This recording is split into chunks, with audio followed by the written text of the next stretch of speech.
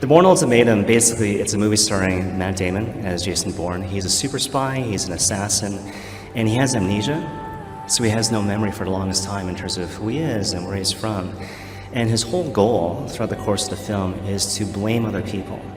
He has this theory in the back of his mind that, look, people forced me into this program, which in turn made me into this killing machine. And so now I want to find these people and blame them and say, look, I am the victim here.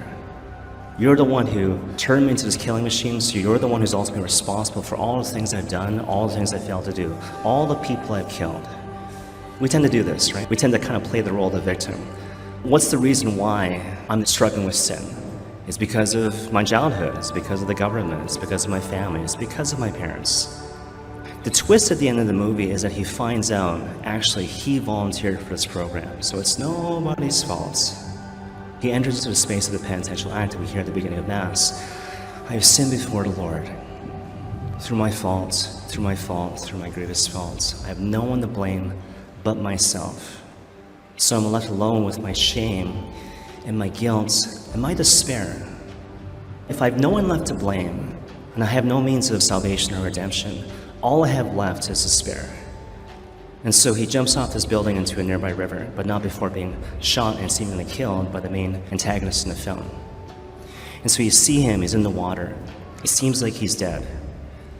As a matter of background, when it comes to sacramental theology, the word baptism comes from this Greek word which means plunge.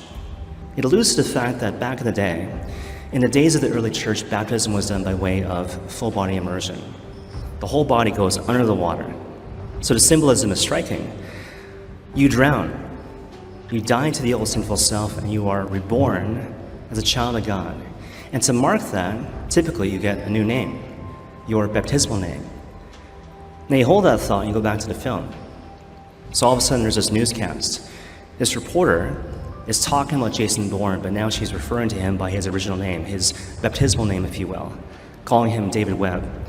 And so just to paraphrase what she says is like, look, David Webb, otherwise known as Jason Bourne, he exposed this government conspiracy, but then he was shot, and he fell into the East River. But after a search of 3 days, his body was never found. The 3 days, obviously, is an allusion to Jesus Christ coming back from the dead on the third day. But the underlying point is that in the face of sin and death, we cannot save ourselves. We need Christ, Savior and Redeemer of the world.